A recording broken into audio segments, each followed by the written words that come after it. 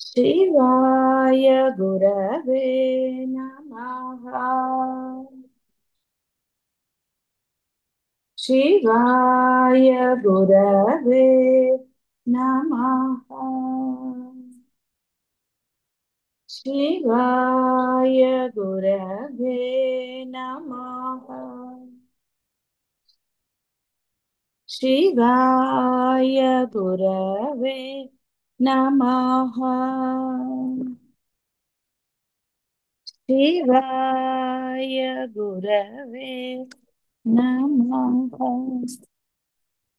ఇహ నిన్న అవమానము వీటి గురించి వచ్చింది. కామ క్రోధ మద మాత్సర్యాలు లోభమోహాలు ఇవన్నీ బోధలో చాలా వరకు మీరు విన్నవే. ఇక్కడ కొత్తగా ఏమీ లేదు. కాకపోతే మరలా ఒకసారి గుర్తు చేయటం. ఎందుకంటే ఎందుకు ఇలా జరుగుతుందంటే ఇంకా మీలో అక్కడక్కడ కొంచెం కొంచెంగా ఉన్నాయి కాబట్టి. లేదు అనడానికి ఎవరు గట్టిగా అనలేరు మాలో లేవండి అని. ఏదో ఒకటి ఉన్నది. కామము క్రోధము లోభము మోహము మదము మాత్సర్యము అంటే ఇవన్నీ కూడా వీటి అర్థాలు తెలియని వాళ్ళు కాదు, ఆచరణ తెలియని వాళ్ళు కాదు. ఆచరణ ఎందుకు పెడుతున్నారనే దానికి మీ దగ్గర అసలు సరైన సమాధానం కూడా లేదు.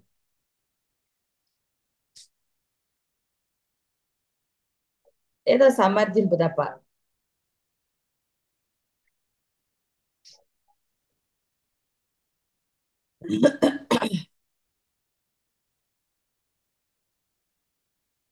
ఇక్కడ అదే చెప్పబడుతుంది.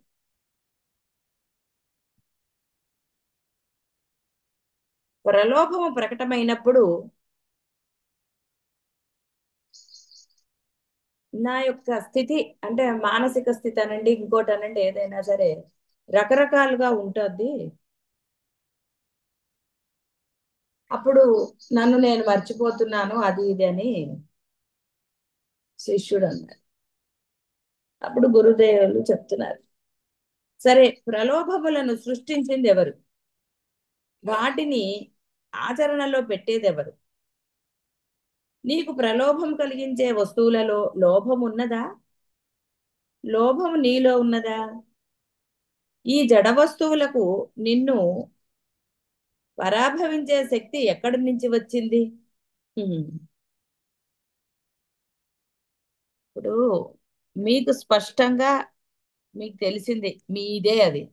ఆహా. తెలిసిన తర్వాత కూడా ఎందుకు ఆ యొక్క సరే బురదలు అనండి ఇంకోటి అనండి దానికి ఎలా ఎంత భయంకరంగా అనుకున్నా హ్మ్, ఎందుకని అని అదే వస్తుంది ప్రశ్న. కాబట్టి నిశ్చయ బుద్ధి ఎందుకు కలగటం లేదు. అన్నీ తెలిసింది. దారులు తెలిసినప్పుడు అడ్డదారిలో వెళ్తారండి ఎవరన్నా. వెళ్ళరు. అవునా. కాబట్టి ఇప్పుడు ఇది ఒప్పుకోవటం గొప్ప విషయం కాదు, ఆచరించడమే అసలైన విషయం. ఒప్పుకుంటున్నారు మళ్ళీ అదే పని చేస్తున్నారు అనుకోండి, దానివల్ల ఉపయోగం ఏముంది ఒప్పుకునటం వల్ల. అమ్మా, నేను ఈశ్వరుడు. తప్పు చేస్తున్నానని మీరు అని దోషం జరిగిందని మరలా దోషాలు చేస్తే మరలా క్షమించండి, మరలా దోషం మరలా క్షమించండి, పునరపి జననం పునరపి మరణం లాగా మరలా మరలా మరలా అదే చర్విత చరణం అంట. తిన్నదే తింటాం. అది చూడండి, జంతువులు ముందు గబగబా తినేసి తర్వాత తీరిగ్గా కూర్చుని నెమరేసుకుంటూ ఉంటాయి.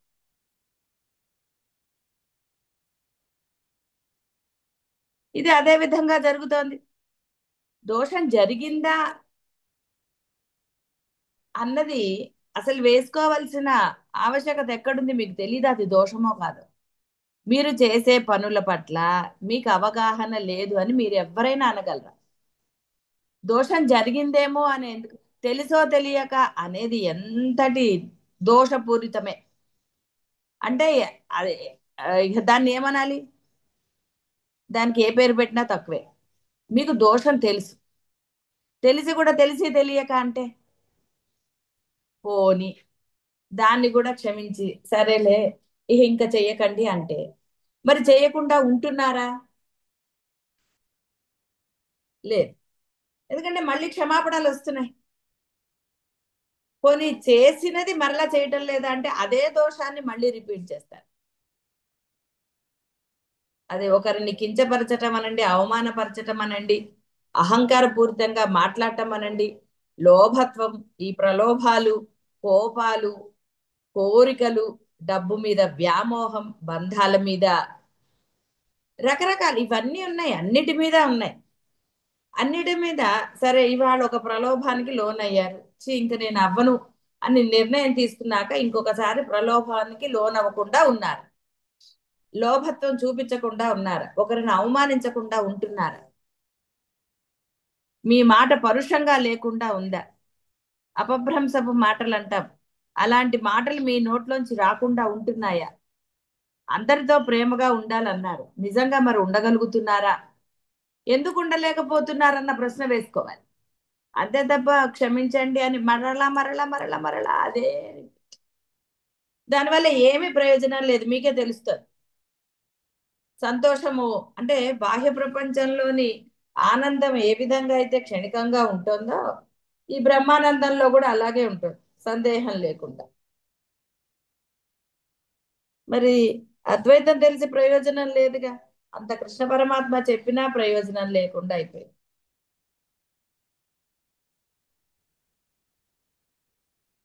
అంటే మరి ఎప్పటికీ మీలో ఈ మార్పులు వస్తాయి? ఎంత బాగా అది ఆ సృష్టించింది ఎవరు ప్రలోభాన్ని? నాకు కావాలి అనుకోవటం ఎందుకు? దానికోసం తాపత్రయం, దాచుకోవాలన్న బుద్ధి ఉన్నప్పుడే రకరకాల బుద్ధులు ఏర్పడతాయి. అది డబ్బే అవ్వక్కర్లా, వస్తువులైనా సరే, మీ యొక్క దోషాలైనా సరే.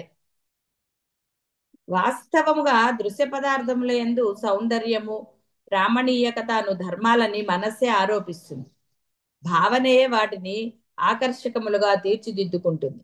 దేశము, కాలము, వ్యక్తి, రుచి అను వాటి భేదాన్ని బట్టి సౌందర్యము భిన్న భిన్న ప్రకారములుగా కల్పించబడతాయి. జీవుని పరమాత్మ నుండి విముఖము చేసే వస్తువులను మనస్సు ఇది చేస్తుంది. మనస్సు కనుక ఇది చేయకపోతే ఇవన్నీ విముఖత ఆ, ఎలా జరుగుతుంది పరమాత్మ నుంచి? అంటే పరమాత్మ కన్నా ఇది ముఖ్యమైనది అని మీరు భావించటమే. పరమాత్మ కన్నా ఇష్టము నాకు ఈ విషయాలే, ఈ బంధాలే, ఇంకోటే, ఏదైనా సరే బాహ్యమైనది ఇష్టమైనది అంతే. దృశ్య పదార్థం లేదు, ఏది చూసినా అది మీ మనస్సే, మీ భావనే. భేదం అంతా మీలోనే ఉంది కానీ ఎక్కడా లేదు. ఆ భేదం మీలో ఉన్నన్ని రోజులు అంటే జీవుడు పరమాత్మ కావాలని తపన ఉంది కానీ ఉండవలసినంత తపన లేదు. ఎప్పుడైనా అంతే, ఉండవలసినంత లేదు. బాగా ఆకలేస్తే అన్ని తినొచ్చు, ఆకలి పోయినప్పుడు ఎంత ఆకలేస్తుందో అంతకన్నా ఎక్కువ తింటే కూడా నానా గోలే. ఇవన్నీ కూడా మీకు అనుభవాలే, అనుభవం లేని వాళ్ళు ఎవరు లేరు. మీ అహంకారం ఎప్పటికీ మిమ్మల్ని జీవ బ్రహ్మైక్యం అంటే బ్రహ్మైక్యం పొందని మీరు అనలేరు అసలు అహం బ్రహ్మాస్మి. అహంకారంగా అనుకోవాల్సిందే నేను బ్రహ్మమయ్యాను అని. నువ్వు అనుకుంటే సరిపోదు, జీవుడు అనుకుంటే ఎలాగా? బ్రహ్మం అనాలి. నీవు బ్రహ్మమైతే ఇక మరలా అనౌన్స్మెంట్లు లేవు. అంతటి అహంకారంతో ఉంటున్నారు. ఎంతటి మనస్సులో చాంచల్యం, ఎన్ని విషయాల్లో, ఒక విషయం కాదు ఎన్ని విషయాల్లో ఇంకా మీలో ఆ చాంచల్యం, ఆ లోభము, ప్రలోభాలు, మదము, మాత్సర్యము, కన్నింగ్నెస్. ఆ కన్నింగ్నెస్ ని మీకు మీరు సమర్థింపులు కారణాలు చెప్పుకుంటూ దాన్ని ఇచ్చేసుకుంటున్నారు తప్ప ఎక్కడా కూడా గురువు మీద అపారమైన విశ్వాసం కానీ, ఆ కృష్ణ పరమాత్మ కానీ, వశిష్ఠుల వారు కానీ, ఇంత అద్వైతం శంకరులు, రమణ మహర్షి ఇంతమంది చెప్తున్నారే, ఇంకా ఎంతో మంది ఉన్నారు. వీళ్ళదే నమ్మని వాటప్పుడు ఇంకోళ్ళు చెప్తే నమ్ముతారా మీరు? ఎన్నో నిదర్శనాలు కనబడుతున్నాయి, బ్రహ్మం యొక్క చమత్కారాలు మీరు అనుభవిస్తున్నారు, పొందారు స్వయంగా. అయినా మీకు ఆ భరోసా లేదు. ఏం నా నేనేమైపోతుంది, నా జీవితం ఎలాగా, నా డబ్బు, నా వస్తువులు, నా గోల, అబ్బా. దీనిలోనే కొట్టుకుంటారు తప్ప అందులోంచి బయటికి రారు. నిర్భయత్వం లేదు, భయం, అన్నిటికీ భయం. ఎక్కడ భయము, ఎక్కడ ఏది అనేది తెలియదు, ఎందుకంటే పూర్ణత్వం లేదు కాబట్టి. మీలో నిర్భయత్వం ఎక్కడ? అబద్ధం ఆడేటప్పుడు నిర్భయత్వం, ఒకళ్ళని మోసం చేస్తే నిర్భయత్వం. ఎక్కడ ఉండకూడదో నిర్భయత్వం అక్కడ ఉంటుంది. ఏవో మతలబులు, ఏవో మతలబులు. ధర్మంగా ఉండండిరా అంటే మతలబులు. ఆ మతలబులతోటే తలకాయ, ఏ విషయమైనా సరే. అందుకే చాలా చోట్ల కూడా జ్ఞాని లక్షణాలు, గురువుల లక్షణాలు, గురువు దగ్గర నీవు ఎలా ఉండాలో కూడా చెప్పబడింది. అట్లీస్ట్ గురువు దగ్గర అయినా, గురువు పట్ల అయినా సరే, గురువు గురించి ఆలోచించేటప్పుడు అంటే ఏదైనా సరే గురువుది అనుకున్నప్పుడు అక్కడ కపటత్వం లేకుండా, అబద్ధాలు లేకుండా, మోసపూరితమైన అంటే ఈ ప్రగల్భాలు లేకుండా ఉంటున్నారా? చాలా సందేహం. నాకు కాదు, మీకు. మీకు నిర్భయంగా తెలిసి అలా లేరు మీరు గురువు పట్ల. మరి గురువు పట్లనే లేకపోతే గురువు గారని మీరు నమస్కారం చేసినప్పుడు ఎలా మీకు అనుగ్రహం అనేది ప్రవాహం లాగా లభిస్తుంది? నమ్మితే కదండి ఎవరైనా సరే. నమ్మనప్పుడు ఏం చేస్తారు? ఆ పరమాత్మ నమ్మాడు వాడు. వరదలు వచ్చి కొట్టుకుపోతున్నాయట, ఆయన వచ్చి రక్షిస్తాడని. ఆయన ఎన్ని పంపించినా వీడు అవి అందుకోరు. పరమాత్మతోటి ఇంకా పైగా దెబ్బలాడు. ఏమిటి స్వామి, నిన్ను నేను ఇంత నమ్మాను, నన్ను ఎందుకు రక్షించారు? రే పిచ్చి వెధవా, ఒక దుంగని పంపించాను, ఒక చెట్టు పంపించాను, ఇలా ఎన్నో నిన్ను రక్షించడానికి ఒక పడవ వాడిని పంపించాను. ఇన్ని పంపిస్తే వాటన్నిటిని నువ్వు త్రోసిపుచ్చి నేను రక్షించలేదని అంటావే అంటే ఎంతటి అహంకారంతో ఉన్నాడు. సాక్షాత్ పరమాత్మ నీకు రావాలి అంటే నీవు అంతటి విశ్వాసంతో ఉండాలి కదా. పరమాత్మ ఏ రూపంలో ఉంటాడు అని నీ భావన. ఆయన పడవ పంపించాడు, పోనీ హెలికాప్టర్ అనుకోండి, పోని ఓ దొంగనో చెట్టుని ఎన్నో నీకు పంపించాడు. రే ఇది పట్టుకోరా, నిన్ను ఒడ్డుకు చేరుస్తాను అని. కానీ వాటిని నువ్వు తృణీకరించావు. అన్ని పరబ్రహ్మ స్వరూపాలే అని తెలిసి నువ్వు తృణీకరించి నీ జీవభావంతో నీ ఆలోచన, ఎంతసేపు నీ ఆలోచన, నీ ప్లానింగ్, నీ గోలే. వీటి వల్ల నీకు టెన్షను, రకరకాలు. నిన్ను రక్షించే బాధ్యత నీ యొక్క అన్నీ చూసే వహామి అహం. నేను చూస్తానురా అన్ని విషయాలు, కేవలం నిన్ను రక్షించటమే కాదురా, అన్నిటి నుంచి నిన్ను రక్షిస్తాను. ఆయన సర్వసమర్థుడు. ఎందుకంటే నీ గుండె కొట్టుకోవడానికి కారణం ఆయనే, నీ ఊపిరి ఆడడానికి కారణం ఆయనే. నువ్వు ఏది తిన్నా దాన్ని జీర్ణం చేసే శక్తి ఆయనదే. సర్వము ఆయనదే. ఆయన లేనిది నీకు ఏది జరగదు. నీది నీ శరీరంలో ఒక పార్ట్ పనిచేయటం లేదు అంటే ఆయన అక్కడ లేడు అన్నారు. నీ గుండె నిర్విరామంగా కొట్టుకుంటోందంటే లోపల ఏమి యంత్రాలు లేవు, ఆయన శక్తి వల్ల అది కొట్టుకుంటుంది. ఇప్పుడు ఏంటో పేస్ మేకర్లు పెట్టినా, ఇంకో బ్యాటరీలు ఏది చేసినా ఆయన అనుజ్ఞ లేనిదే అవేవి సక్సెస్ అవ్వవు. అంటే ఆ యొక్క తెలివితేటలు అనండి ఏవైనా సరే అన్ని కూడా ఆ పరబ్రహ్మం శక్తే.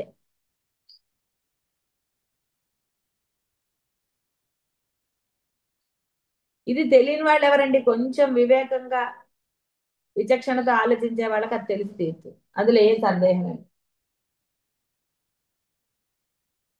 కాబట్టి నీలో ఉన్న కోరిక అంటే ఎవరు ఎవరు కోరిక ఏర్పరచుకున్నారు? ఆ కోరికను పెంచింది ఎవరు? దానికోసం తీవ్ర ప్రయత్నాలు అనండి, ఒకరిని మోసం చేయటం అనండి, అబద్ధాలు చెప్పడం అనండి, ఇవన్నీ చేసింది ఎవరు? ఎందుకు నువ్వు సత్యసంధంగా, ఎందుకు నిజాలే మాట్లాడటం లేదు? ఏమిటి నీ ప్రాబ్లం? ఎందుకు నీకు నిజం నిర్భయంగా నువ్వు మాట్లాడలేకపోతున్నావు అంటే సంథింగ్ ఈజ్ దే. ఏదో ఉన్నప్పుడే నువ్వు అబద్ధం చెప్తావు. అది దోషమా ఇంకోట అనేది ఎవరిది వాళ్ళదే. మరి ఎందుకని అవి చెయ్యటం ఎందుకు? నిజం మాట్లాడకుండా అబద్ధాలు చెప్పి క్షణక్షణము టెన్షన్తో ఉండటం ఎందుకని? నువ్వు నిజం చెప్పు. నిర్భయంగా హాయిగా ఉండు. నిజం చెప్పిన వాడు శుభ్రంగా ఉంటాడు, ఎందుకంటే వాడికి బాధ లేదు. వాడు ఎప్పుడు నిజమే చెప్తాడు కాబట్టి వాడు ఆలోచించక్కర్లా నేనేం అబద్ధం చెప్పానని కానీ, లేదా ఎలా దాన్ని నిజానికి సమర్థింపులు లేవండి, కారణాలు లేవు, ఏమీ లేవు.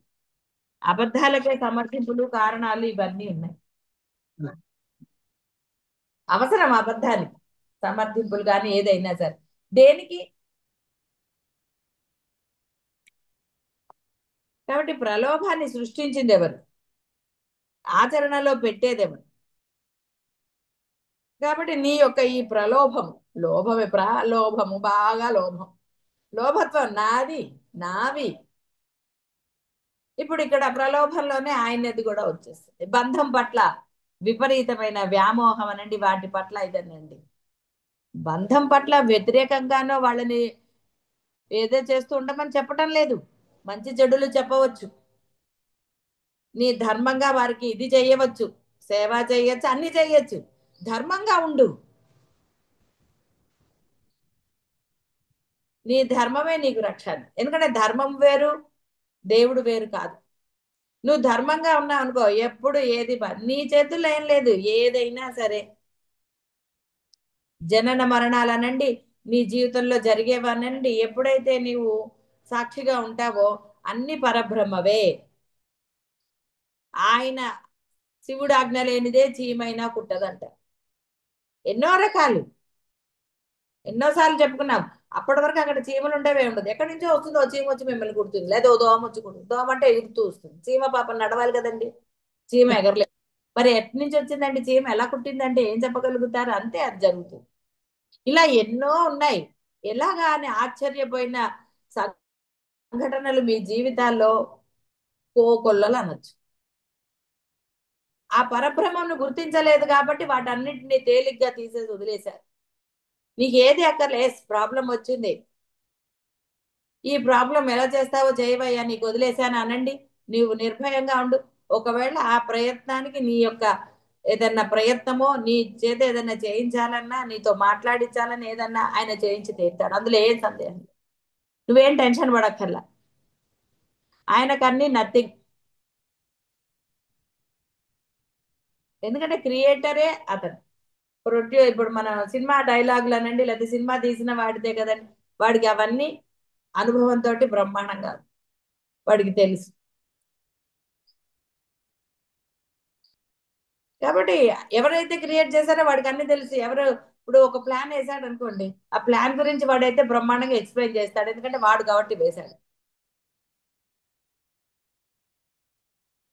కాబట్టి అసలైన ప్లానరు ఆ దేవుడే. దేవుడు అనండి, పరబ్రహ్మ అనండి, పరమాత్మ అనండి, బ్రహ్మం అనండి, ఎవరైతే ఏంటి అతనే. మీరు నమ్మేసి ఊరుకోండి, మీ చేత అన్ని ఆయన చేయిస్తాడు, చేయించి తీరుతాడు. ఇంట్లో మీరు ఒక్కరే ఉన్నారు, మీకు మెలుగు ఎలా వచ్చిందండి? మరి గాఢ నిద్రపోతున్నారు, లేపింది ఎవరండి? ఆకలేస్తేనే లేవట్లే అందరూ, మెలకు వస్తుంది, ఎలా వచ్చింది? అదే కదా రమణ మహర్షి ఆలోచించింది. ఎలా లేచాను ఇంతటి నిద్రలో నేను? అంత రాళ్ళేసి కొట్టినా తెలియని స్థితిలో పడుకున్న వాడిని నేను ఎలా లేచాను? నేను లేచాను అని ఎవరు నీకు చెప్తున్నారు లోపల నుంచి? ఇలా ఆయన ఆలోచించాడు కాబట్టి వివేకం, విచారణలు అన్ని చేశాడు కాబట్టి బ్రహ్మం అయ్యాడు. అందుకని ఆయన నేనెవరో తెలుసుకోవడం ఉందని, ఈ నేనే అది ఏదైతే ఉందో అది. ఏ శక్తి వల్ల ఈ ప్రపంచం నడుస్తోంది? ఆకాశం పడిపోవటాల, మబ్బులు ఎప్పుడంటే అప్పుడు కిందకు వచ్చేయటం. ఎందుకు మబ్బులు పైనే ఉండాలండి? ఇలా ఏదైనా ఆలోచిస్తే అది మీకు ఏమైనా సమాధానం దొరుకుతుందా? ఎక్కడా ఉండదు. ఆ యొక్క పరమాత్మ అసలు అక్కడ వరకు ఎందుకండి? నీ శరీరంలో కళ్ళు అక్కడే ఎందుకు? ఫేస్ అనేది ఎక్కడ ఎందుకు పెట్టాడు? రెండు చేతులు, రెండు కాళ్ళు ఎలాగా ఆయన ఒక ఇది చేశాడు? ఎక్కడైనా ఇది ఇలా కాకుండా అలా ఉంటే బాగుంటుందని మీరు అనగలరా? ఏది అనలేదు. ఓ బొమ్మ గీసి చూడండి, తలకాయ కిందకి కాళ్ళు చేతగలే, మీకే నచ్చదు. ఎందుకంటే ఆయన ప్లానింగ్ కానివ్వండి, ఆయన క్రియేషన్ కానివ్వండి, అన్ని కూడా అద్భుతాలే. ఎక్కడా కూడా ఇలా లేదు. అందుకే ఈ భూమి కదులుతోంది అన్నారు, కానీ మీ ఇల్లు కదలట్లా, చెట్లు కదలట్లా, ఏది కదలట్లా, సముద్రము కదలట్లా. భూమి కదులుతోందని సైన్స్ అంది. మరి ఇన్ని వేల సంవత్సరాల నుంచి కదిలితే ఏమైపోవాలో తెలుసు కదా. పోనీ మీరు పుట్టే ఇన్ని సంవత్సరాలు అయింది, ఏమంటే ఇల్లు మారిందా? ఇక్కడ సైన్స్ తప్పనిసరి, వాళ్ళు చెప్పింది వాళ్ళు చెప్పారు, దాంట్లో మీరు ఎందుకు ఏకీభవించటం అసలు? పరబ్రహ్మం తెలిసిన తర్వాత సైన్స్ తో ఏమిటండి పని? మీరు వేసుకున్న మందు తలనొప్పికి వేసుకున్నారు, తలలో దూర్చట్లేదుగా మరి. మరి ఇక్కడ మింగుతూ ప్రతి మందు ఇక్కడే మింగుతున్నారు, అదే ఆ పార్టీకి వెళ్ళి ఆ నొప్పి ఎలా తగ్గిస్తుంది అన్నదానికి ఏదండి రీజన్ అసలు? ఏదో జెండు బాములో ఏవో ఇక్కడ రాసుకున్నానండి అంటే అదొక రకం, కానీ టాబ్లెట్ లోపల వేసుకుంటున్నారే, వేసుకున్నప్పుడు ఫలానాదే ఎందుకు తగ్గుతోంది మరి?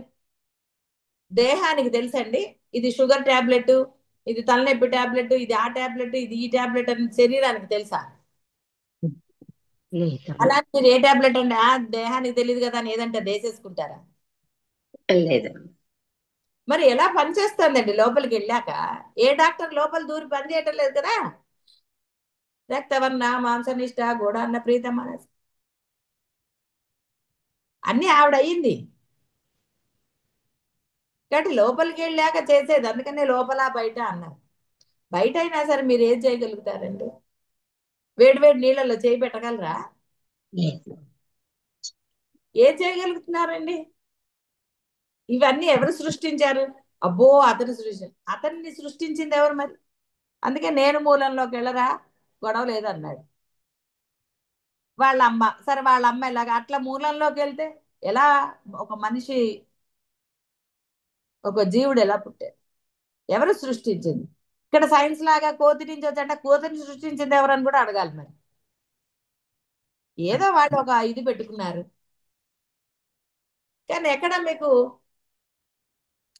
వేదంలో కానీ ఎక్కడ ఇవి చెప్పబడలేదు. శంకరులు కానీ ఎవరు చెప్పలేదు అది. శంకరులు చెప్పారు కోతి నుంచే వచ్చావు నువ్వు, అలా అనలేదు. లేదు. బ్రహ్మ ఉన్నాడు సృష్టి చేశాడు అన్నారు. ఇటు ఈ సైన్స్ లోనేమో కోతి నుంచి అంటారు, మళ్ళీ బ్రహ్మ అని అంటారు. ఈ బ్రహ్మ ఏమిటో నా తలరాత ఇలా రాశాడు అంటారు. చూసారా మీలో ఎంతటి ఇది ఉందో కాన్ఫ్లిక్ట్. మరి సైన్స్ నమ్మితే బ్రహ్మ ఎవడండి? నీ రాత నువ్వే రాసుకోవాలి అప్పుడు. నువ్వు రాసుకోగలవా నీ రాత? ఇవాళ ఏదో అనుకుని వెళ్తావండి, మీరు అనుకున్నదే జరుగుతుందా? ఏమీ జరగదు.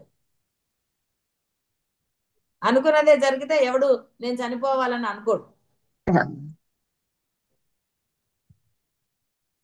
చనిపోతానని తెలిసినా ఎవడైనా నేను పోతాను అనుకుంటాడా? అలాంటివి అనడు వాడు.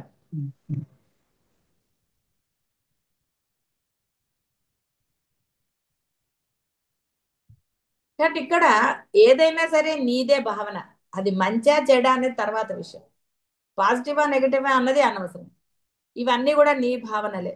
నువ్వు అవతల వాళ్ళు చెప్పింది విని ఒక రకంగా ఉంటావు, నీ ఆలోచనలతో ఒక విధంగా ఉంటావు, రకరకాలుగా నీ యొక్క మనస్సు అనేది, నీ భావనలు, నీ ఆలోచనలు మారిపోతూనే ఉంటాయి. అది స్వార్థంగా ఉండొచ్చు, నిస్వార్థంగా ఉండొచ్చు, ఎలాగైనా ఉండొచ్చు. But final decision is yours. అవతల వాడిది విన్నా అలా ఉండాలని రూల్ లేదు, నీ మాట అయినా అలాగే ఉండాలని లేదు. కానీ ఇక్కడ రకరకాలుగా జరుగుతున్నాయి. ఏమిటది? ఎందుకని ఇలాగా అంటే అక్కడ సమాధానం ఏం లేదు అసలు. కాబట్టి రమణ మహర్షి నేను తెలుసుకోరా ఆ మూలంలోకి వెళ్ళి అన్నాడు. ఆ మూలంలోకి వెళ్ళాడు కాబట్టి ఆయన సుమ్మయ్యరు అన్నాడు. నోరు మూసు కూర్చోరా, హాయిగా నీ చేత చేయించేదేంటి, మాట్లాడిచ్చే సర్వం ఆయన చేస్తాడండి, ఎందుకంటే సర్వం ఆయనే కాబట్టి. కానీ ఆ ధైర్యం ఏది మీలో మరి? ఇంత వింటున్నారు, ఇన్ని చూశారు, రమణ మహర్షిది తెలుసుకున్నారు, మీరు ఆచరణ సుమ్మయ్యరు ఉన్న విషయాల్లో మీరు ఎంత ఆనందం పొందారో మీకు తెలుసు. నోరు మూసుకుని ఉన్నప్పుడు ఎందుకు మాట్లాడటం? మనం మాట్లాడక్కర్లా, ఎందుకు ఉద్విగ్నత? వేసి వాడు చెడ్డవాడే చెప్తూనే ఉన్నారు, ఒరే ఇలా ఉండరా అని మీ పిల్లలకి అనుకోండి. బంధాలకి పిల్లలు అనొద్దులే, కొన్ని బంధాలు అంటారు, కొన్ని బంధాలకి చెప్తారు అలా వద్దు ఇలా ఉండరా, ఇది మంచిది కాదు, ఇలా ఉండు, ఇది చెయ్యి అది చెయ్యి, ఏదో చెప్తూ ఉంటారు చాదస్తంగా. అవతల వాడు వినేవాడు, వాడిలో కొంత ఏదో ఇది ఉందనుకోండి, వాడు వింటాడు. లేకపోతే వాడు వింటాడా? వీడు చెప్తే నేను చేసేది ఏంటంటాడు. మూర్ఖత్వం ఉంటుంది, మొండి పట్టుదల ఉంటుంది, దానికి ఏ పేరైనా పెట్టుకోవచ్చండి. వాడు వినడు. అప్పుడు కొన్ని రోజుల కొన్నిసార్లు చెప్పాక వదిలేయండి. ఎందుకంటే వాడితో తలకాయ నొప్పి? ఎందుకంటే బాధపడేది నువ్వే, చెప్పింది నువ్వే, బాధపడేది నువ్వే. అవతల వాడు వాడి సంస్కారాన్ని బట్టి ప్రవర్తిస్తాడు, వాడు సంస్కారాన్ని బట్టే వాడు మంచిగా ఉంటాడు, చెడ్డగా ఉంటాడు, స్వార్థంగా ఉంటాడు, నిస్వార్థంగా ఉంటాడు. అది వాడి సంస్కారం, వాడి బుద్ధి. వాడి బుద్ధితో నువ్వెందుకండి ఏకమైపోయి బాధపడటం? వాడు ధర్మంగా ఉన్నాడో లేదో వాడు నిర్ణయించుకుంటాడు. వాడితో నీకు పని లేదు. నువ్వు ధర్మంగా ఉన్నా లేదో చూసుకో, అంతే. భయపడాల్సిన అవసరం లేదు. నువ్వు ధర్మంగా ఉన్నావా, నువ్వు భయపడక్కర్లే. ఎవరికైనా సరే, ఏ బంధానికైనా సరే, ఆఖరికి ప్రైమ్ మినిస్టర్ నీ బాస్ తో కూడా నువ్వు భయపడక్క. నువ్వు ధర్మంగా ఉండు, ఆ ధర్మం ఎప్పుడు నిన్ను రక్షిస్తుంది. ధర్మములో అసత్యం లేదు, కపటత్వం లేదు, మోసగించే మాటలు లేవు, స్పష్టత ఉంటుంది నీ మాటలో. నువ్వు ఎందుకన్నావో ఆ స్పష్టత నీకు నువ్వు చెప్పగలుగుతావు కూడా. అంటే అన్నిటికీ మీ యొక్క ఆలోచనే, మీ మనస్సే, మీ ఆచరణే, వేరేగా ఏమీ లేదు. వాడి వల్ల అని నువ్వు అనడానికే లేదు అసలు. వాడి వల్ల వీడి వల్ల ఏది జరగదు. నీ ఆలోచన, నీ భావన అనండి, ఏదైనా సరే, నీ మనస్సు అనండి, దానివల్లే నీ ఆచరణ ఉంటుంది. ఆచరణ వల్లే నీకు ఏదైనా సరే. అవతలి వాడి సంస్కారాలతో నీకు పని లేదు. నువ్వు అలా ఉండు. వాడు చెడ్డవాడైతే నీకేంటి, మంచివాడైతే నీకేంటి, స్వార్థపరుడైతే నీకేంటి, ఏదైతే ఏంటి, నీలో అవి లేవు కదా. నువ్వు అలాగే ఉండు. అప్పుడు నీలో నిర్భయత్వం ఉంటుంది. ధైర్యంగా మాట్లాడగలుగుతావు. ఒకళ్ళ ముందర ఒకలాగా, ఇంకోళ్ళ ముందర ఇంకోలాగా ఇలా ఉండవు. అప్పుడు నీ ప్రవర్తన ఇది కపటత్వం కదండి. వేరే వాళ్ళు ఉన్నప్పుడు ఒకలాగా ఉండటం, ఎవరు లేనప్పుడు ఒకలాగా ఉండటం అనేది కపటత్వం, మోసం. ఎవరిని మోసం చేస్తారండి? ఇది అదే. అందుకని నిర్భయంగా ఉండండి, ఏమీ పర్వాలేదు. మీలో ధర్మం ఉన్నప్పుడు మీరు నిర్భయంగా ఉంటారు. నిర్భయత్వం మిమ్మల్ని ఎప్పుడు నిజాలే మాట్లాడిస్తుంది. దాన్ని ఏం కప్పిపుచ్చుకోవాల్సిన అవసరం ఏమీ లేదు. అప్పుడు ఏ బంధానికి భయపడాలి, ఏ వస్తువుకి భయపడాలి, దేనికి భయపడాలి? ప్రతి దగ్గర. అందుకనే దైనందిన జీవితం దైనందిన జీవితంలో నువ్వు నిర్భయంగా ఉండాలి అంటే నువ్వు ధర్మాన్ని ఆచరించాలి. నాది నీది అన్న భేదభావం కానీ, స్వార్థంగా అసలు ఏది ఉండరాదండి. ఏ భావం లేకపోతేనే నువ్వు నిర్భయంగా ఉండగలవు. భావం నిన్ను నిర్భయంగా ఉంచలేదు. ఈ ప్రలోభాలే వస్తాయి. ప్రలోభాలంటేనే అవే కామ, క్రోధ, మద, మాత్సర్యాలు, లోభమోహాలు, రాగద్వేషాలు. ఇవన్నీ ఒకదాని తర్వాత ఒకటి వస్తాయి. ఒక అసత్యం చెప్పారనుకోండి, దానికి ఎన్ని గోలలండి. దాన్ని కప్పిపుచ్చుకోవడానికి ఇంకోటి ఇంకోటి ఇంకోటి ఎన్ని రకాలు. కౌరవులు ఎందుకు నాశనం అయ్యారండి? మరి 100 మందిలో ఒక్కడికి బుద్ధి లేదు. దుర్యోధనుడు అనే వాడి మాట వినడం అంటే అధర్మంలో ఉన్నారు. వాడు ఏం చెప్తే అదే చేశారు, అధర్మమే. ఒక్కడు కూడా నిర్భయంగా. రావణాసురుడికి కొంతమంది విభీషణుడు ధర్మంగా ఉన్నాడు, అతని యువతలకు వచ్చేసాడు కాబట్టి అతను రక్షించబడ్డాడు. అధర్మంతో ఉన్న వాళ్ళందరూ నశించారు. ఏ సందేహం లేదు, ఈ రోజుల్లో అయినా అంతే. నువ్వు ధర్మంగా నిలబడు, ఓకే, నువ్వు కొంత కష్టాల పాలు అవ్వచ్చుగాక, కానీ నీకున్న ఆనందం ఎవరికి ఉండదు. ఆ నిర్భయత్వం ఆనందాన్ని ఇస్తుంది. ఎస్, నేను ధర్మంగా ఉన్నాను, ఏమీ పర్వాలేదు, ధర్మమే, అంతే. ఆప్షన్ పెట్టుకోకండి.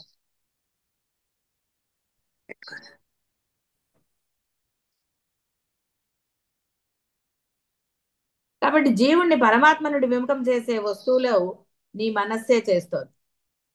వాటి అందరి ఇచ్ఛ చేతనే, ఇచ్ఛ అంటే ఇష్టం, అంటే ఈ బాహ్యమైన బంధాలనండి, విషయాలనండి, వస్తువులనండి, డబ్బానండి, ఏదైనా సరే వాటి అందరి. ఏమండి మరి దాచుకోకపోతే అవసరానికి ఏంటండి అని. అవసరం ఏదండి? డబ్బున్న వాళ్ళందరూ అలాగే ఉన్నారు. నీకు ఆ సమయానికి ఆయన ఇవ్వడా? సృష్టించింది డబ్బు ఎవరు? ఆయనే కదా. నీకు అవసరానికి ఇవ్వట్లేదా? ఇచ్చి తీరుతాడు ఆయన. నువ్వు దాచుకున్న డబ్బు బ్యాంకులో పెట్టావండి, నీకు యాక్సిడెంట్ అయింది, ఎవరండి పోయి తేవాలి? ఎన్ని గోళాలండి దాంతో కూడా. అంటే దాచుకోవద్దని నేనేం చెప్పడం లేదు, విచ్చలవిడిగా ఖర్చు పెట్టమని చెప్పట్లేదు. దాని మీద మోహం పెట్టుకోకు, లోభంగా అంతా దాచేసుకోవాలి అనుకోకు. నీ అవసరాలకో, నీ అంటే నీ గృహస్థాశ్రమంలో నీకు ఎంత కావాలో అంత వాడుకో. విచ్చలవిడితనం నేను చెప్పటం లేదు. అవసరం మేరకు నువ్వు చేసుకో, ధర్మంగా ఉండు. ధర్మంగా నువ్వు ఎంత ఇది చేయాలి, ధర్మంగా ఎంత దాచుకోవాలి, ఆ ధర్మమే నిన్ను.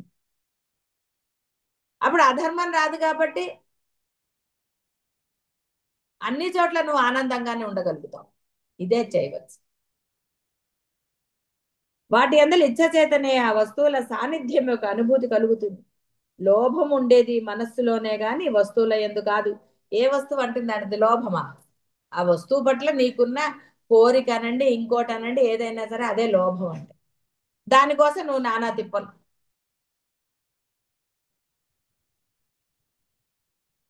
ఏ వస్తువులను చూచి పిల్లలు, వృద్ధులు, జ్ఞానులు, ఇతర జాతి వారు, ఇతర దేశముల జనులు ఆకర్షితులు కారో వాటిని చూచి ఈ జీవుడు మనసు ఆకర్షించబడుతుంది.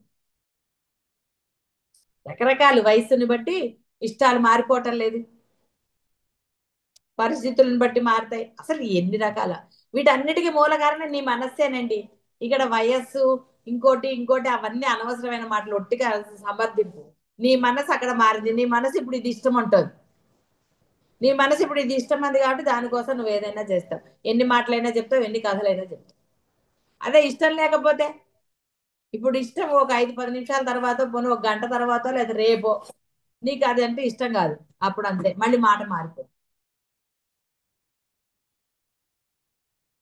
కాబట్టి వస్తువుల్లో ఆకర్షణ లేదు, వాటిని పొందాలనే తపన నీ మనస్సులో మాత్రమే ఉన్నది. మనస్సు యొక్క గురుడ్డితనము వ్యక్తిని పరాజితులు చేస్తుంది. ఇక అంతే నానా గోల. చూడండి, ప్రమోషన్ కావాలంటే బాసుని కాకాబట్టాలి. ఎందుకంటే బాసుని కాకాబట్టాలి అక్కర్లా. బాహ్య ప్రపంచంలో కూడా ఎవరితోనో పని ఉంది అనుకోండి, వాళ్ళతో మంచిగా ఉండాలండి. ఎందుకంటే రేపొద్దున వాడితో అవసరం మనకు ఉంటుంది. చూడండి ఎంతటి ఇది కపటత్వమే కదా, మోసమే కదా.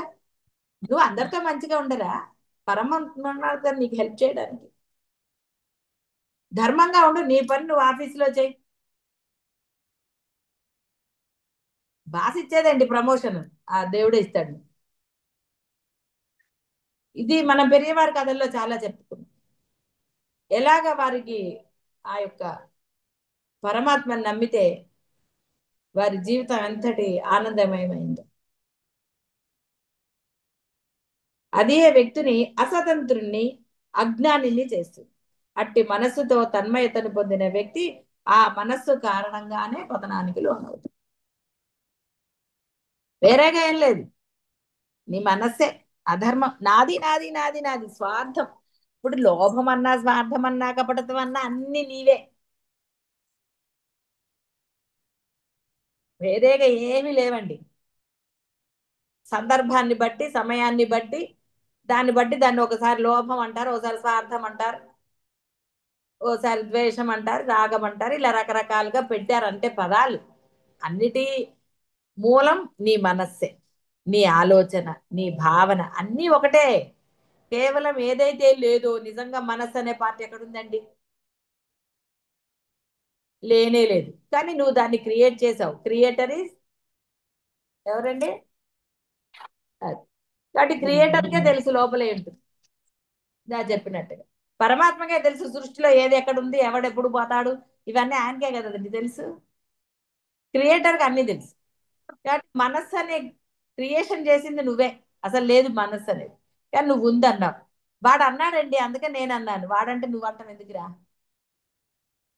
వాడు బురదలో కాలేస్తే నువ్వు కూడా వేస్తావా అని అనరు. మీరు పిల్లల్ని తిట్టరు ఏవి మీ ఆచరణకు దూరంగా ఏమీ లేవు. వాడికి బుద్ధి లేకపోతే నీ బుద్ధి ఏమైందని అనరు.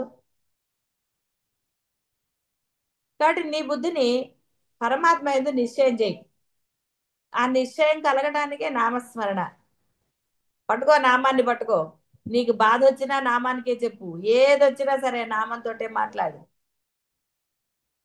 ఓకే అని దృఢంగా ఆ నామస్మరణ చేస్తూ వదిలేసే ఇంకా.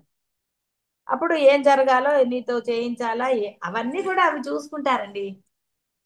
చూసుకుంటారని మీకు కూడా తెలుసు. తెలిసినా నమ్మకం కలగట్లేదు అంటే అర్థం ఏంటి అంటే ఇచ్ఛ, నీ మనస్సు. నీకు అదో ఆనందం లేని తృప్తి. అక్కడ ఏమీ లేదు, కానీ నేను అన్న భావం. నేను నేను నేను ఐడెంటిటీ. నేను ఫలానా, నేను ఫలానా, నేను ఫలానా. కాబట్టి ఐడెంటిటీ లేని వాడికే ఆనందం ఎక్కడైనా సరే. వాడే ధర్మంగా ఉండగలుగుతాడు. కాబట్టి అందరూ ధర్మంగా ఉండి నిశ్చయ బుద్ధి కలిగి ఉండండి. శుభం భూయాత్.